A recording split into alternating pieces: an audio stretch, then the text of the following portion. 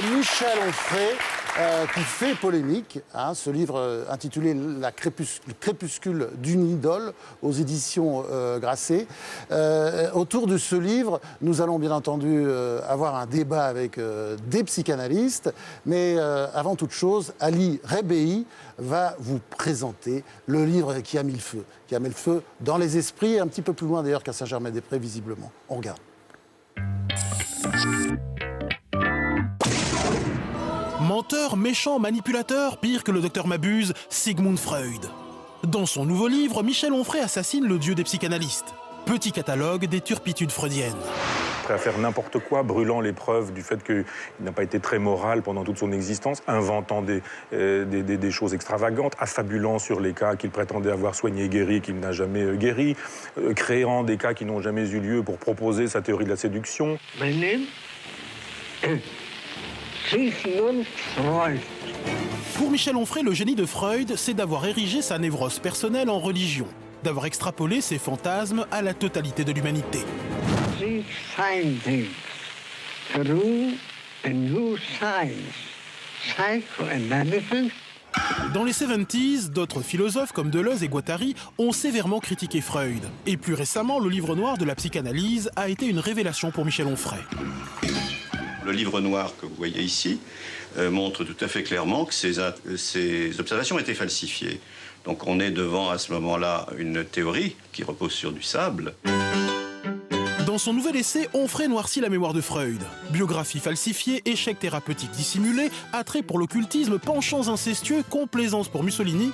Bref, de quoi faire enrager l'historienne de la psychanalyse, Elisabeth Roudinesco.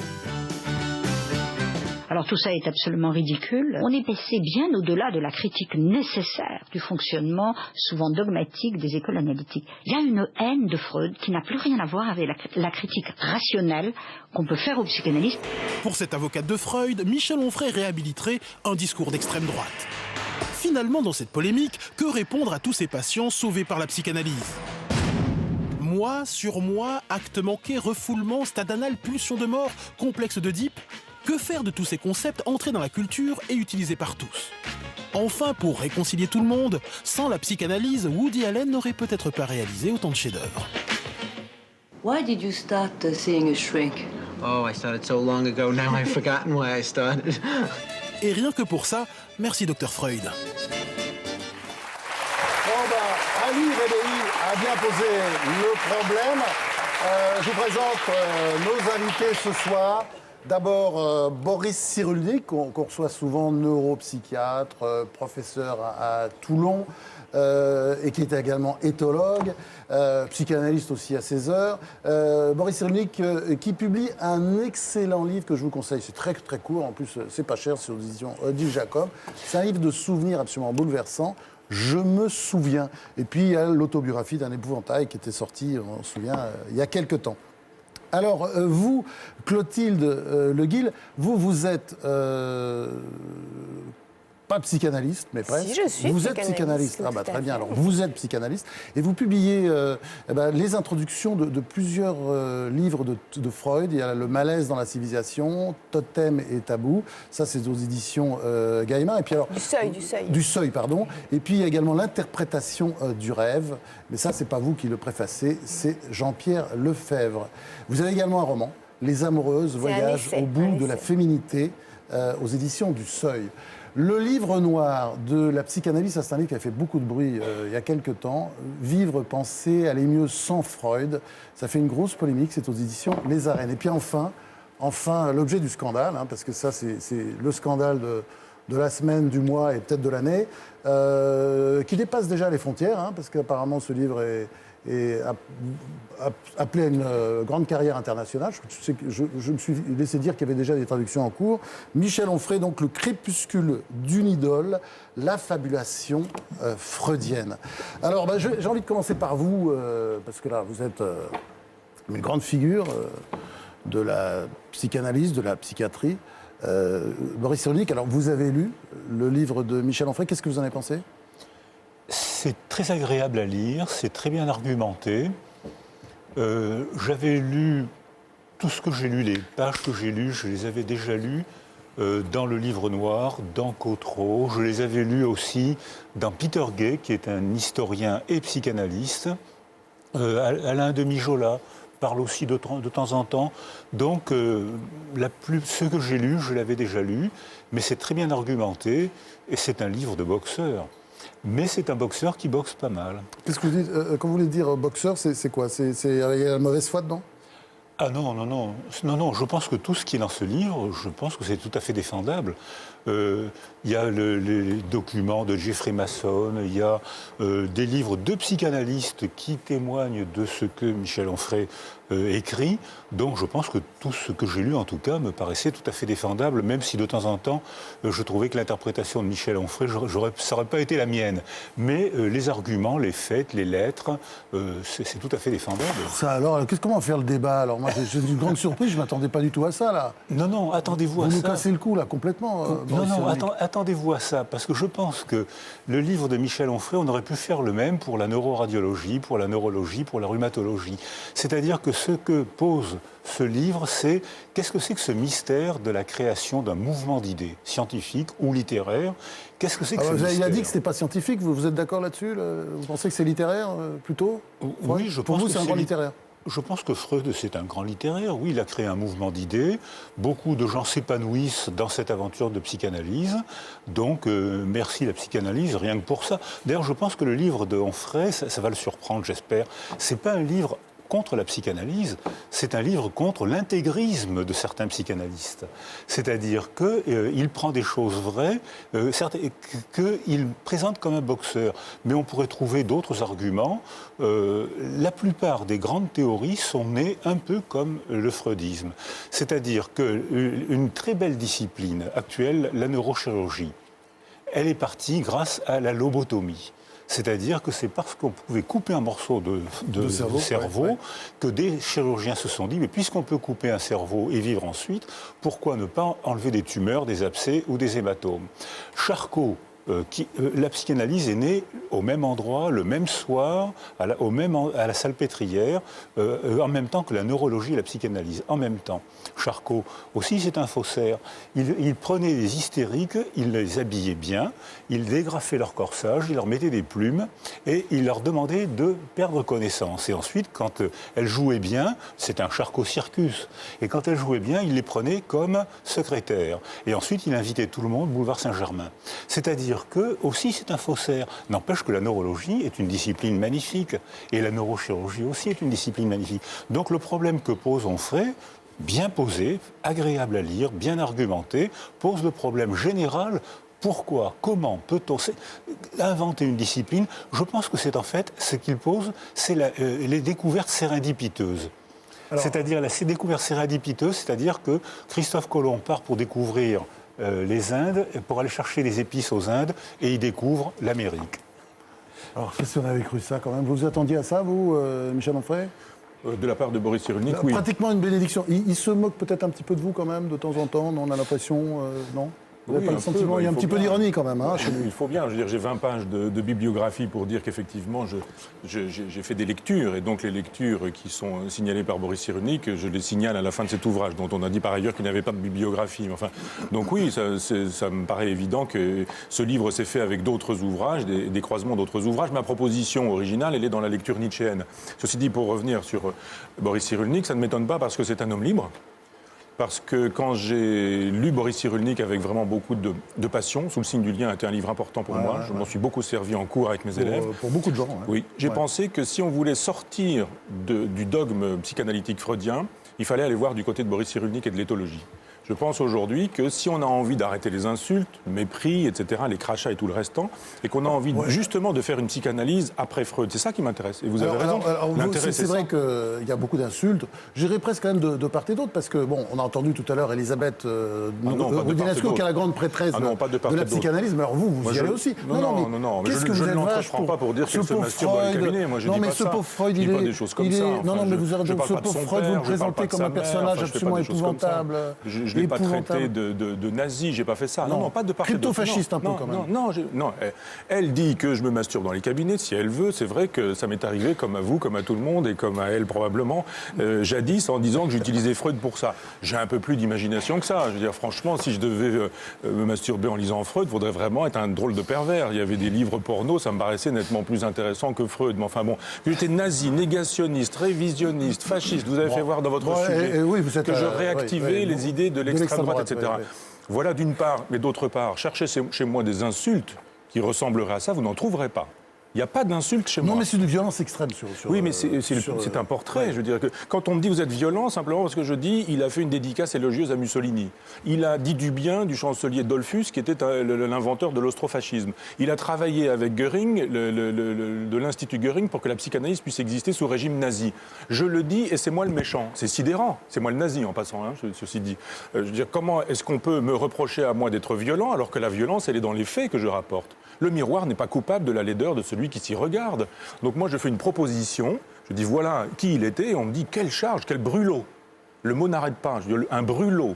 D'ailleurs, c'est Elisabeth Roudinesco qui a donné son argument à la totalité des psychanalystes qui sont contre, il se contente de débiter son truc, et un brûlot. Mais c'est pas un brûlot. C'est pas un pamphlet non plus. On a dit exactement la même chose avec le traité d'athéologie, parce que c'est une religion. C'est un livre, mais c'est un livre très violent. Enfin, vous ne pouvez pas dire que... Boris Cyrulnik parle de boxeur. Moi, je pense que Nietzsche a raison de dire qu'il faut philosopher au marteau.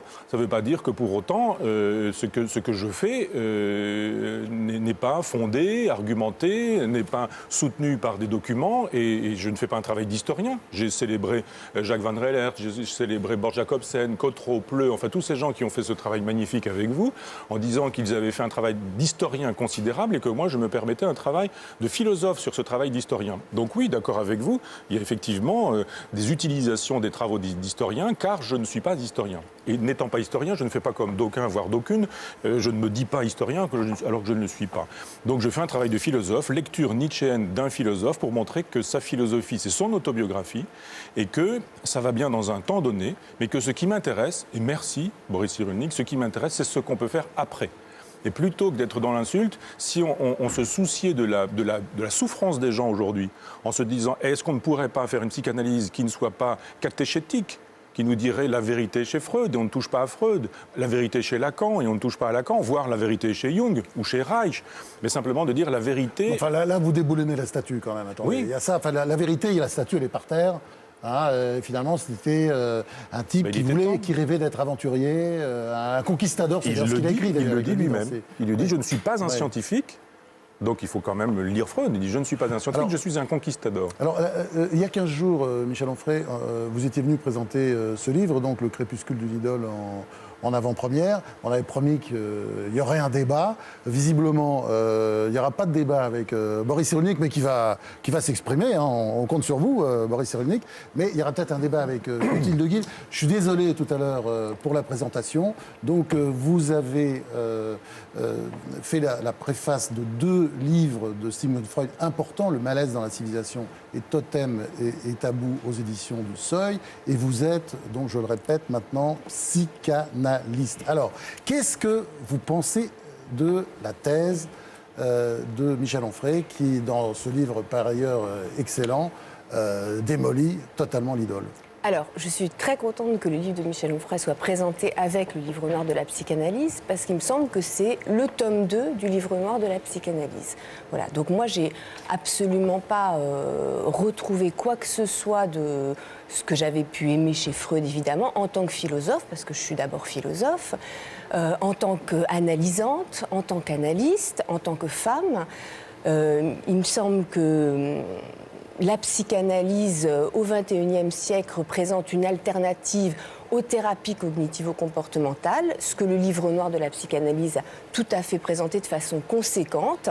Et je pense que l'enjeu du livre de Michel Onfray est faussé, parce qu'aujourd'hui, déboulonner Freud, c'est aussi finalement proposer une approche de la souffrance psychique à partir des thérapies comportementales. Parce que vous parlez de la souffrance psychique, mais justement... Vous ne trouverez pas le mot thérapie comportementale cognitive, alors ne dites pas que je les défends.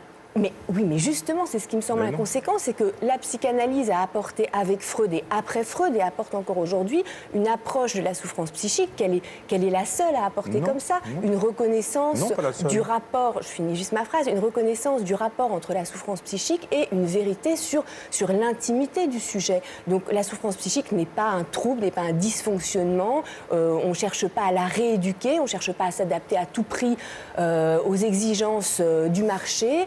On n'est pas traité effectivement comme des rats dans des laboratoires qui sont exposés à des stimuli pour pouvoir s'orienter au bon endroit. Donc moi, il me semble qu'aujourd'hui, la psychanalyse représente une alternative face à une approche purement quantitative et déshumanisante de l'humain. J'ai dit que les hommes étaient des rats de laboratoire, j'ai dit ça ? Non, je parle du fait que la psychanalyse représente une alternative à ça et que vous déboulonnez Freud comme si Freud n'avait pas apporté une nouvelle approche de la souffrance psychique, comme s'il n'avait pas apporté aussi une nouvelle approche de la féminité, parce que vous n'avez pas l'air de... misogyne, si vous appelez ça une nouvelle approche, eh bien, de la féminité. Moi, en tant que femme, misogyne, je suis désolée... Vous pouvez développer ? Il nous dit par exemple que ce qui manque à la femme, c'est un pénis. Il lui manque le phallus et là, un petit pénis rabougri, nous dit-il quand il parle du clitoris. Il nous dit voilà, l'évolution, elle est normale, elle conduit jusqu'à l'homme. Quand elle n'est pas normale, elle s'arrête avec la femme. Et puis en matière de sexualité, la sexualité, c'est l'hétérosexualité. Et quand on n'est pas normal, ça s'arrête en cours de route et ça donne des homosexuels. Mais chez Freud, ça s'appelle de la misogynie et ça s'appelle de l'homophobie. Oui, alors juste sur la femme comme un homme castré. Alors, la femme est définie. Il y a plusieurs lectures de Freud. Moi, ce que je retiens de Freud aussi, c'est qu'il s'est posé... tout à fait, mais là, on parle de Freud. Il s'est quand même posé la question d'une façon inédite, que veut une femme? Il s'est quand même intéressé il a répondu qu'il ne savait pas répondre. Il a dit que c'était un continent noir. Ça ne vous intéresse pas, c'est un homme qui ne sait pas répondre à la question que veut une femme? Ah non, ça vous il intéresse dit que c'est un continent noir. Non, mais quand on répond en disant c'est un demi-homme, parce que ne faites pas semblant, il a quand même répondu qu'est-ce qu'une femme? Oui, la question est posée, la réponse est c'est un demi-homme. C'est un homme auquel il manque quelque chose. Et c'est pour ça qu'il les a écoutés? Mais il les a écoutés parce qu'elles étaient riches et célèbres et parce qu'elles le payaient très cher, 420 € la séance, et qu'il demandait une séance par jour. Non, il demandait qu'il ne voulait pas de patients pauvres. Il faisait savoir que quand on était pauvre, on n'avait pas le droit au divan. Donc les femmes qu'il a écoutées étaient souvent des princesses, des bourgeoises, etc. Pas seulement. Pas seulement. C'est une vision très caricaturale. On peut faire. C'est pas caricatural du tout. C'est tout à fait vérifiable. Donnez le nom des patientes, vous verrez. Marie Bonaparte et quelques autres n'étaient pas des gens pauvres. Et Freud refuse les gens pauvres en disant qu'il y a un bénéfice à la maladie quand on est pauvre. Puis quand on ne peut pas payer, on n'a pas le droit d'être guéri. Alors ne nous parlez pas de la souffrance comme une espèce de souci de Freud. Freud n'avait pas le souci de la souffrance. Souffrance des riches, souffrance des bourgeois. Qui reçoivent aussi les gens gratuitement, c'est très réducteur de faire ce lien. Aujourd'hui, j'ai parlé de Freud. Donc je ne dis pas qu'il n'y a pas des psychanalystes et Boris Cyrulnik fait la démonstration qu'on peut l'être intelligemment, autrement, différemment, autrement qu'en dévot. Je demande simplement qu'on soit psychanalyste ailleurs que dans la dévotion. Alors, on va lui demander son arbitrage. C'est pas dans la dévotion D'abord donc Freud macho, Freud qui aime l'argent. Quel est votre arbitrage là-dessus? Oui, c'est sûr, c'est pas très grave. C'est pas le seul. Donc c'est pas très grave. Freud s'intéressait beaucoup aux rats. Il s'intéressait. Le prix scientifique, le seul prix scientifique qu'il a eu, c'est le prix Goethe pour une méthode rigoureuse des sciences naturelles. Le prix de Francfort, parce que Karl Claus voulait faire de Freud un professeur de zoologie. Et il l'avait envoyé à Trieste, à l'Institut de biologie marine. Et là, il avait fait son premier travail sur la sexualité des anguilles. Et c'est heureusement qu'il est devenu psychanalyste, parce que ce travail est très mauvais. Mais par bonheur, il est devenu psychanalyste. Vous en rajoutez sur Michel Onfray, vous pensez que c'est un mauvais scientifique? Il ne prétendait pas être scientifique, il le dit lui-même. Il le dit lui-même. C'est-à-dire que... Il prétendait l'être. Il n'a cessé de le dire. En 1917, quand il n'a pas le prix Nobel, il écrit un texte dans lequel il dit qu'il y a 3 grands scientifiques, il y a Copernic, Darwin et moi-même. Alors il ne se présentait pas comme scientifique. Effectivement, il parlait de la blessure narcissique, mais comme découverte d'un nouveau continent, ce que je crois. Oui. Donc ce qui se passe dans la psychanalyse n'a pas grand-chose à voir avec la théorie psychanalytique. C'est-à-dire que ce qui se passe en psychanalyse, on ne sait pas très bien ce qui se passe. Il se passe une aventure intime, affective, qui effectivement réconforte et sauve beaucoup de gens. Donc on a besoin de la psychanalyse. Certaines personnes s'épanouissent. Alors il est tellement horrible, Michel Onfray, dans son livre, parce que c'est incroyable, quand il dit, finalement, la psychanalyse, ouais, c'est bon, ça me sert d'ailleurs, et là-dessus il cite, c'est encore pire, un texte de Freud, finalement c'est bon pour les bien portants.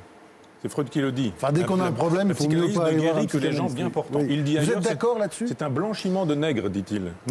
Non, mais attendez, vous êtes en train de tout tamponner, là, Boris Cyrulnik. Donc vous êtes d'accord donc, sur la femme. Il considère que la femme est un sous-homme. Oui, d'accord. Oui, vous êtes d'accord sur l'argent. Il aime l'argent. C'est pas grave. Oui, c'est pas grave. Et puis ensuite, deuxièmement, c'est un... Finalement, la psychanalyse ne sert que quand on n'a pas de problème, quoi. Non, c'est je pense placebo, que... Non. Non, alors là, c'est un point de désaccord que j'ai avec Michel Onfray. C'est que je pense que la psychanalyse est beaucoup plus qu'un placebo, beaucoup mieux qu'un placebo. Le placebo, c'est déjà un bon résultat. Mais la psychanalyse est beaucoup mieux. Et assez curieusement, ce qui valide l'efficacité de la psychanalyse, c'est la neuroimagerie. C'est une tendance actuelle. Beaucoup de psychanalystes rencontrent les neurologues. Alors certains rencontrent des neurologues pour valider la psychanalyse, ce qui n'est pas l'enjeu de la neurologie. Ça valide parfois, tant mieux pour la psychanalyse, ça invalide parfois aussi. Mais là, on sait rendre observable en neuroimagerie comment le travail affectif, émotionnel, verbal de la psychanalyse métamorphose, entraîne le cerveau à fonctionner d'une autre manière. Et probablement, beaucoup de gens sont sauvés par la psychanalyse. Ils le disent. Pas tous, hein, c'est pas une... il ne dit pas ça du tout, alors, on fait. Pas du tout. Si. Non, je donne même le chiffre du placebo. Non, sauver. 30%. Sauver. Alors, ça, vous ne dites pas ça du tout. Non, parce qu'il y a un psychanalyste qui dit la psychanalyse, elle ne sauve... Si, non, elle ne guérit pas, elle sauve. J'ai lu chez Grimbert, je trouve ça extraordinaire. Elle ne guérit pas, elle sauve. Fantastique. Moi, je souscris à ça. Bien sûr qu'elle ne guérit pas et qu'elle sauve. Mais comme l'eau bénite à Lourdes sauve, bien sûr. Oui, mais ça soulève le problème. Quand l'eau bénite sauve, qu'est-ce que c'est que ce mystère? Absolument. Alors là, il y a quand même un mystère. Oui. Je pense que la théorie freudienne n'a rien à voir avec ce qui se passe et qui sauve. Et qu'il y a beaucoup de gens, c'est des phrases que j'ai souvent entendues, beaucoup de gens se disent « j'ai été sauvé, ma vie n'est plus la même depuis que j'ai fait un parcours psychanalytique ». Ce que je crois et ce dont je témoigne. Sauf Freud, vous n'auriez jamais pu inventer la théorie de la résilience, c'est-à-dire qu'on pourrait résumer par la phrase de Nietzsche « ce qui ne vous tue pas vous renforce ». Enfin, comment on peut rebondir après de grandes souffrances ou de grands traumatismes. En cherchant bien, on trouve des phrases, on pourrait trouver des phrases. Mais en fait, le psychanalyste qui a lancé la théorie de la résilience, les psychanalystes, c'est John Bowlby, et les psychanalystes français, dans les années d'après-guerre, allaient à la Tavistock Clinique pour suivre des cours d'éthologie, et même d'éthologie animale. À cette époque-là, on considérait que la scientificité de la psychanalyse serait apportée par l'éthologie animale, et tous les grands noms de l'époque, ils n'étaient pas très nombreux, allaient à la Tavistock Clinique, Myriam David, Geneviève Appel, qui est encore de ce monde, Jenny Aubry, qui est la mère de Madame Roudinesco, qui allait à la Tavistock Clinique. Donc c'était la scientificité qu'aurait aimé Freud. Parce qu'en 1939, quand il a été à Londres, il a dit qu'il était fier de signer à côté de Darwin. Et Karl Klose, toute sa vie, lui a envoyé les livres de Darwin. Et beaucoup de concepts viennent de ce qu'on appellerait aujourd'hui l'éthologie. Mais ça a été dénié par la psychanalyse. L'éthologie, c'est-à-dire l'étude des comportements animaux. L'étude des comportements des êtres vivants, animaux, bébés, aphasiques, êtres vivants. C'est-à-dire que c'est des comportements quasi linguistiques. C'est-à-dire que ce que Freud disait, on ne peut pas dire avec les lèvres, on peut encore le dire par le bout des doigts. Donc voilà, ça c'est une définition de ce qu'on pourrait appeler l'éthopsychanalyse. Mais ça n'a pas été développé par la psychanalyse. Ça a été dénié et enfoui par la psychanalyse. Et ça revient actuellement grâce aux théories de l'attachement, lancées par des psychanalystes, John Bowlby principalement, et ça revient aussi de manière assez surprenante grâce à l'étayage de la neuroimagerie. Alors, j'aimerais que vous repreniez la parole, Clotilde Guil, pour nous dire en quelques minutes qu'est-ce que la psychanalyse a apporté, qu'est-ce que Freud et la psychanalyse ont apporté. Un discours un peu positif après ce qu'on vient d'entendre dans la bouche de Michel Onfray. Mais justement, la psychanalyse a apporté autre chose que la philosophie. Là aussi où je ne suis pas du tout d'accord avec le livre de Michel Onfray, c'est qu'il présente Freud comme celui qui aurait voulu être philosophe. On vous demande d'être positive. Bon. Alors, la psychanalyse a positif, mais pas positiviste. Donc, la psychanalyse, par exemple, si on prend Le malaise dans la civilisation qui vient d'être traduit aux éditions du Seuil, justement, c'est un texte qui montre tout à fait comment la psychanalyse apporte ce qui n'a pas été apporté avant, par exemple, par rapport à la question de ce malaise et de la souffrance. Parce que ce que Freud affirme, par exemple, et ça met à mal tout idéal de la santé mentale, c'est que le malaise fait partie du rapport de l'homme à la civilisation et par conséquent la souffrance, quand on souffre de quelque chose, on n'est pas anormal, on n'a pas à se rééduquer, on n'a pas à avoir honte de sa souffrance. Il y a une vérité qui peut être recherchée à travers un symptôme. Donc Freud remet en question, disons, cette idée que l'être humain ne devrait pas souffrir et devrait être adapté au monde tel que lui-même l'a créé, par exemple. Et par ailleurs, par rapport à la féminité, je pense que vous vous trompez, je pense que ce que vous dites est complètement caricatural et c'est pour ça que beaucoup de femmes sont touchées par la psychanalyse malgré ce que vous dites. C'est peut-être pas ce que vous voudriez entendre de ma part. On vous pose une question vous demandant la positivité de Freud et vous répondez avec la négativité d'Onfray. Soyez positive. Alors, je parle de Freud, là, justement, je ne parle pas d'Onfray, c'est peut-être ce qui vous déplaît, c'est que je parle de Freud, justement. Et il me semble justement que la façon dont il a montré que la féminité était aussi un questionnement, finalement. C'était aussi le questionnement d'une femme sur sa sexualité, sur son désir. Ça, c'était nouveau.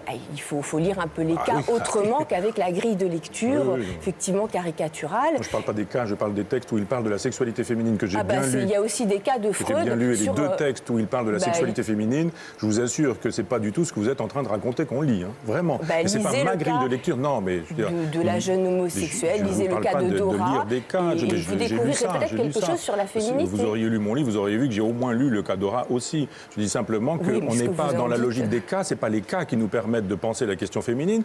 C'est un texte qui s'appelle De la sexualité féminine. Le texte dans lequel il est question du petit pénis rabougri et de cette femme qui est une espèce de sous-homme sexuel, c'est un texte qui s'appelle De la sexualité féminine. Ce n'est pas le cas Dora. Donc ne dites pas qu'il s'interroge sur la féminité des... Non, il ne s'interroge pas. Il ne s'interroge pas. Il décide définitivement que les femmes, il leur manque un truc. Et c'est pour ça qu'il appelle ça le continent noir. Alors il s'interroge, puisqu'il reconnaît qu'il rencontre là quelque chose qu'il n'arrive pas à résoudre. Non, mais les femmes n'ont pas à être définies par rapport aux hommes. Il ne manque pas aux femmes un pénis. Moi, j'ai pas envie qu'il y ait les pénis et les femmes. Catherine Meyer, vous pensez aussi que. Pardon. Vous pensez aussi que Freud n'aime pas les femmes? Ah oui, mais il y a un texte, il y a plusieurs textes, mais il y en a un qui est assez drôle. Enfin, Michel Onfray cite beaucoup de passages sur l'interprétation du goût des musiciens pour leur instrument, mais il y a un passage où Freud dit que la contribution de la femme à la civilisation est nulle, excepté pour le tissage. Vous savez pourquoi? Pour masquer l'absence de pénis. Voilà, c'est la seule contribution de la femme à la civilisation. Répondez à Clotilde Lenguier. Moi, ce que je défendez votre Freud. Je termine parce que ce que dit Freud, c'est que, en fait, à partir du moment où la femme ou la petite fille s'aperçoit qu'elle n'a pas de pénis, toute sa vie, il le dit, toute sa psychologie est gouvernée par la jalousie et l'envie. Je trouve ça grave, Boris Cyrulnik. Moi, je trouve ça grave. Les femmes sont cancanières, sont injustes, etc. Il y a une essentialisation du caractère féminin à partir de ça. Elles ne sont pas dignes du témoignage, qu'elles sont capables de faire des faux témoignages, qu'elles sont capables de mentir. Comment expliquez-vous alors, si Freud avait été si misogyne, qu'ayant reçu ses premières patientes hystériques, il a eu le courage de penser qu'il ne comprenait rien, lui, avec son savoir médical, à ce qui leur arrivait à elles, mais qu'elles en savaient plus sur ce qui leur arrivait à elles que lui-même pouvait en savoir. Il a eu le courage de les écouter d'une façon inédite pour la première fois. Et effectivement, la définition qu'il donne de l'hystérie, c'est une définition totalement subversive par rapport à ce qu'on dit aujourd'hui de l'hystérie dans des manuels psychiatriques. Là, on retombe sur toute la dimension historique où, quand on confronte ce que Freud a raconté de ce qui se passait dans son cabinet, et ce qu'il écrit dans sa correspondance, il y a des divergences absolument énormes. Donc le travail d'écoute, je veux bien, mais voyez les exemples avec Anna von Lieben où ses héritiers ont dit la seule chose qu'elle attendait, c'était sa piqûre de morphine. Moi, je voudrais quand même me faire l'avocat de Freud. Oui. Hein, parce qu'il y a quelque chose quand même qu'il a apporté à notre époque, et même Michel Onfray le reconnaît dans son livre, dans Conclusion, c'est la sexualité. C'est-à-dire qu'il a introduit le sexe, si je peux me permettre, dans la pensée occidentale dont il était totalement absent depuis 2 millénaires. Et ça, Michel Onfray, vous le dites. C'est quand même important. C'est-à-dire, on dit toujours, quand on parle des grands prophètes, Jésus disait tout est amour, Moïse tout est loi, Allah tout est Dieu, Marx tout est argent, Freud tout est sexe. Et c'est vrai qu'il a apporté cette dimension importante. Tout à fait, mais il a apporté d'autres choses. Einstein disait tout est relatif. Hein. Il a apporté l'ouverture sexuelle, il a modifié la manière de se penser en Occident. C'est-à-dire qu'il a découvert le monde intime. Et il a eu une grille de lecture qu'on peut accepter ou pas, mais il a participé à un mouvement occidental qui est absolument passionnant. Dans la littérature, dans le cinéma, dans l'art, ça l'intéressait. Et puis aussi, si je peux aller dans votre sens et pour aller dans le sens du positif, je pense qu'avec ses formidables qualités de communicant, d'organisateur, il a mis au premier plan la parole. Et la parole, je pense que, comme vous le disiez très bien, ce qui se joue dans une relation entre une personne qui souffre et un soignant, c'est très indéfinissable. Et personne ne peut dire je comprends, je sais comment guérir, ni les psychanalystes, ni les praticiens TCC qui se fondent également sur la parole, qui travaillent aussi sur l'enfance. Enfin, on a une vision caricaturale comme des rats de laboratoire. Mais ce que je voudrais dire aussi, il n'y a pas simplement la psychanalyse, les TCC, les médicaments. Il y a une infinité de différentes psychothérapies qui reposent sur ce lien entre un soignant, une personne qui souffre. Théorie comportementale cognitive. Théorie comportementale et cognitive. Mais il y a une multitude, il y a des thérapies familiales où on considère que quand il y a quelqu'un qui souffre, c'est parce qu'il y a un dysfonctionnement qui ne se joue pas à son unique niveau, mais dans une relation au niveau familial, au niveau du couple. Il y a toutes sortes de thérapies, il y a des thérapies des schémas, enfin je ne vais pas les énumérer toutes. Donc, si vous voulez dire que le livre noir de la psychanalyse, c'est le cheval de Troie des TCC, c'est faux. C'était un front du refus extrêmement vaste, avec des historiens, des philosophes. Le livre de Michel Onfray n'est pas du tout un tome 2, ce sont deux approches vraiment différentes. Ça, c'était un livre qui réunissait des gens de nationalités différentes. Les réactions sont très frappantes. Hein. Il y avait beaucoup de polémiques au moment de la sortie du livre noir de la psychanalyse. Et puis là, votre livre, c'est incroyable. La polémique que vous avez notamment, par exemple, avec Elisabeth Rodinesco, qu'on vous voyait tout à l'heure dans le sujet d'Ali Rebéi, c'est d'une violence. Est-ce que justement la psychanalyse n'est pas, ça vous le dites régulièrement, n'est pas devenue une religion, quoi, une nouvelle religion, à laquelle on ne peut pas toucher, quoi? Écoutez, Jacques-Alain Miller m'a comparé à Hitler, elle m'a transformé en nazi. Pourtant, là. Je me suis rasé ce matin, donc j'ai évité. Vous enlevez la moustache, son petit frère a fait de moi un bouffon. Enfin, je veux dire, voilà, des gens qui sont prétendument psychanalysés, très zen, très sereins, et qui sont dans la haine totale. On cherchera en vain chez moi, et je le répète, quelque chose qui pourrait ressembler à ça, à l'endroit de au moins ces trois-là. D'autres ont été plus intelligents, plus délicats, avec lesquels on peut discuter et on peut débattre. Une religion, la psychanalyse, Clotilde? Personne n'a jamais forcé qui que ce soit à faire une analyse, à faire une psychanalyse. Donc présenter la psychanalyse sur le mode d'une série de dogmes autoritaires, je pense que c'est un contresens sur ce qu'est la psychanalyse. La psychanalyse, ça relève d'un choix, à toutes les époques, ça relève d'un choix singulier et intime. Non, mais je réponds sur la question de la croyance et de la religion et sur le fait que, justement, on ne peut pas aller faire une analyse parce que quelqu'un d'autre nous prescrirait d'aller faire une analyse. Voilà. Donc finalement, ça relève du choix de chacun. Vous avez le droit, vous, de considérer que vous n'avez pas besoin de la psychanalyse, mais l'hédonisme n'est pas forcément la solution pour tous. J'ai jamais dit ça non plus. La synthèse maintenant de notre grand sage Boris Cyrulnik. Je pense qu'il y a beaucoup de choses à découvrir pour comprendre ce qu'est la psychanalyse. Et moi, ce qui m'intéresse surtout, c'est comment ça marche. Vous voudriez psychanalyser la psychanalyse, c'est bien ça? Peut-être, oui. Peut-être, mais Freud n'a jamais été psychanalysé, ni même par lui, ni même par les autres. Hein. Et même les premiers psychanalystes, souvent, n'ont pas été psychanalysés. La psychanalyse est partie de Toulon, on ne le sait pas assez, ça. C'est des médecins militaires, Esnard, qui avait rencontré Freud, et il dit qu'il a été psychanalysé par Freud, mais les mauvaises langues disent qu'il lui a simplement serré la main, ce qui suffit peut-être d'ailleurs. Pour être psychanalyste. Alors, tous les chemins mènent à Toulon. Où officie Boris Cyrulnik. Non, mais ça pose un problème. La psychanalyse pose un problème culturel et humain passionnant. Et je pense que cette manière d'aborder de manière polémique empêche de traiter le problème. C'est un problème passionnant et ce n'est pas en réglant ses comptes qu'on pourra régler le problème. Alors, en revanche... Vous êtes béni, hein, ça y est, vous avez compris. Hein. Non, mais en revanche, il y a des psychanalystes ouverts, ceux avec qui m'invitent à travailler avec eux, la phrase qu'ils disent tous, Bowlby, Spitz et ceux avec qui je travaille, disent « Quand je fais de la recherche, je mets mes oreilles et mon nez partout où je peux comprendre, dans la biologie, dans la sociologie, dans la religion, dans l'art, partout où je peux comprendre. Quand je pratique, je redeviens psychanalyste. Il y a là un code, une convention où je sais comment essayer d'aider les gens. Alors ça, c'est la psychanalyse que j'aime, ça c'est la psychanalyse que j'aime fréquenter. Alors, je rappelle les titres de vos livres. Boris Cyrulnik, Je me souviens. Je me souviens, un livre que je vous engage vraiment à lire de toute urgence. Bon, c'est votre enfance, une rafle, hein, vous échappez à une rafle, vous êtes pris par la police française. C'est absolument magnifique, Je me souviens, aux éditions Odile Jacob. Et puis votre dernier livre, Autobiographie d'un épouvantail, aux éditions Odile Jacob. Clotilde Le Guil, alors vous, ce sont les préfaces de deux grands livres de Freud, Totem et tabou et le malaise dans la civilisation, au Seuil. Et puis il y a cet essai, Les amoureuses, voyage au bout de la féminité, aux éditions du Seuil. Catherine Meyer, eh ben, vous avez, présidé aux destinées du livre noir de la psychanalyse, qui ressort dans une nouvelle édition aux éditions Les Arènes. Et puis enfin, le livre qui fait événement et qui fera événement encore pendant longtemps, Michel Onfray, Le crépuscule d'une idole, la fabulation freudienne, aux éditions Grasset. Est-ce que je peux vous offrir un scoop? Oui.